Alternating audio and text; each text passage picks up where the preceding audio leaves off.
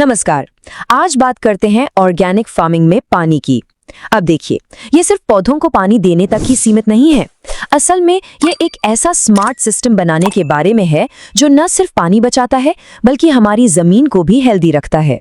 तो चलिए शुरू करते हैं और देखते हैं कि ये सब कैसे होता है। तो सबसे पहला सवाल तो यही आता है ना कि भाई क्या बस पाइप लगाकर पौधों को पानी दे देना काफी है? देखिए, ऑर्गेनिक फार्मिंग कहती है बिल्कुल नहीं। और यही सवाल हमें ये सोचने पर मजबूर करता है कि पारंपरिक तरीकों से हटकर कुछ और भी है। एक बड़ी और ज्यादा गहरी तस्वीर है जिसे हमें देखना है। देखिए, ऑर्गेनिक फार्मिंग में ना पानी के मैनेजमेंट को एक पूरे सिस्टम की तरह देखा जाता है। मतलब ये सिर्फ एक काम नहीं है, ये एक पूरी की पूरी सोच है।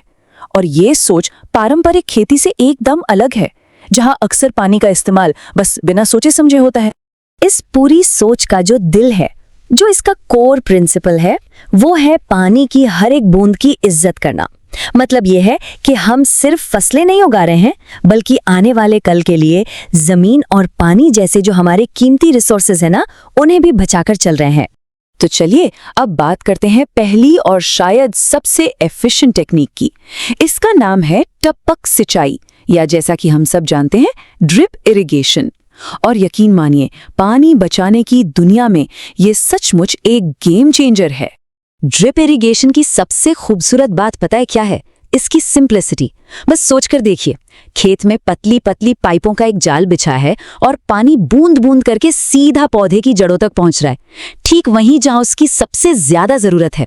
जरा भी बर्बादी नहीं, सिर्फ और सिर्फ एफिशिएंसी। और इस एफिशिएंसी का नतीजा जरा इस नंबर पर गौर कीजिए, 50 से 70% तक पानी की बचत। ये कोई छोटी बात नहीं है, ये बहुत बड़ी बात है। क्यों? क्योंकि इसमें पानी न तो भाप बनकर उड़ता है और न ही इधर उधर बहकर बर्बाद होता है, जैसा कि अक्सर पुराने तरीकों में होता आया है। लेकिन रुकिए, फायदे सिर्फ यहीं तक नहीं है। इस टेक्निक से किसान क्या कर सकते हैं? वो लिक्विड ऑर्गेनिक खाद जैसे कि जीवामृत, उसे भी सीधे पानी के साथ पौधों की जड़ों तक पहुंचा सकते हैं। और एक और कमाल की बात, क्योंकि पानी सिर्फ पौधे को मिल रहा है तो आजू बाजू के खरपतवार को तो उगने का मौका ही नहीं मिलता। है ना एक तीर से कई निशाने लगाने वाली बात। तो ड्रिप इरिगेशन तो हो गया जड़ों पर फोकस। अब जो हमारी अगली टेक्निक है वो नेचर से थोड़ी अलग इंस्पिरेशन लेती है। हम बात कर रहे हैं स्प्रिंकलर इरिगेशन की। आसान भाषा में कहें तो ये खेत के लिए एक तरह की कंट्रोल्ड बारिश है। ये टेक्निक एक तरह से कुदरत की नकल करती है। बस इमेजिन कीजिए, पाइपों से पानी हाई प्रेशर पर हवा में स्प्रे हो रहा है और फिर बारिश की बूंदों की तरह धीरे धीरे फसलों पर गिरता है। ये देखने में तो अच्छा लगता ही है, पर काम भी कमाल का करता है। स्प्रिंकलर सिस्टम का सबसे बड़ा फायदा यह है कि पानी पूरे खेत में एक बराबर फैलता है। तो जहां फसलें बहुत पास पास लगी होती है ना, वहां के लिए ये बेस्ट है। और तो और पानी की ये जो हल्की फुहार है, ये मिट्टी के कटाव को भी रोकती है। मतलब हमारी जो कीमती टॉप सॉइल है वो बची रहती है। अच्छा, अब हम जिस टेक्निक की बात करने वाले हैं वो सीधे सीधे सिंचाई तो नहीं है, लेकिन पानी के स्मार्ट यूज की कहानी का एक बहुत जरूरी हिस्सा है। चलिए बात करते हैं मल्चिंग की। तो मल्चिंग का काम क्या है? ये खुद पानी देती नहीं है, बल्कि मिट्टी में जो पानी पहले से मौजूद है उसे बचाने का काम करती है। एक तरह से ये मिट्टी की नमी के लिए एक गार्ड का काम करती है, उसे उड़ने से बचाती है। और इसका तरीका अरे बहुत ही आसान है। किसान क्या करते हैं, बस मिट्टी की ऊपरी सतह को सूखी पत्तियों, पुआल या फसल के बचे कुचे हिस्से से ढक देते हैं।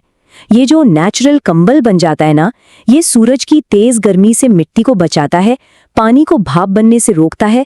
और हाँ, एक बोनस भी है, इससे खरपतवार भी नहीं उग पाती। चलिए अब एक ऐसी टेक्निक की बात करते हैं जो असल में भविष्य की प्लानिंग के बारे में है। हम बात कर रहे हैं वाटर हार्वेस्टिंग यानी जल संचयन की। सीधी सी बात है, बारिश के रूप में जो पानी हमें मिलता है उसका पूरा फायदा कैसे उठाया जाए। सिंपल शब्दों में कहें तो वाटर हार्वेस्टिंग का मतलब है बारिश के पानी को जमा करना और उसे स्टोर करना। किसान क्या करते हैं कि अपने खेत में ही छोटे छोटे तालाब, गड्ढे या खाइया बना लेते हैं। इससे क्या होता है कि बारिश का पानी बहकर बर्बाद होने के बजाय वहीं जमा हो जाता है, भविष्य में इस्तेमाल करने के लिए एक कीमती खजाना बन जाता है। और इसका सबसे बड़ा फायदा, जब सूखा पड़ता है या पानी की कमी होती है, तब यही जमा किया हुआ पानी काम आता है। इतना ही नहीं, ये पानी धीरे धीरे जमीन के अंदर भी जाता है, जिससे हमारा ग्राउंड वाटर लेवल भी रिचार्ज होता है। तो एक तरह से ये खेत के लिए एक लॉन्ग टर्म इन्वेस्टमेंट जैसा है। तो अब देखिए, जब हम इन सभी टेक्निक्स को ड्रिप, स्प्रिंकलर, मल्चिंग और वाटर हार्वेस्टिंग को एक साथ जोड़कर देखते हैं ना, तो एक बहुत ही बड़ी और शानदार तस्वीर सामने आती है। ये सिर्फ अलग अलग तरीके नहीं हैं, ये सब मिलकर एक सस्टेनेबल भविष्य की नींव रखते हैं। इन सभी तरीकों को एक साथ अपनाने का असर क्या होता है? एक तो पानी जैसा कीमती रिसोर्स बचता है, दूसरा एक हेल्दी और टिकाऊ खेती का पूरा इकोसिस्टम तैयार होता है। ये हमारे पर्यावरण के लिए तो अच्छा है ही, साथ ही लंबे समय में किसानों के लिए भी बहुत फायदेमंद साबित होता है। तो आखिर में एक सवाल तो बनता है, क्या पानी बचाने और मिट्टी को सेहतमंद रखने वाली ये स्मार्ट टेक्निक्स ही हमारी खेती का, एग्रीकल्चर का फ्यूचर है? खैर, ये एक ऐसा सवाल है जो हमें सोचने पर मजबूर करता है कि हम अपने प्लैनेट और अपने खाने के बारे में आखिर सोचते क्या है।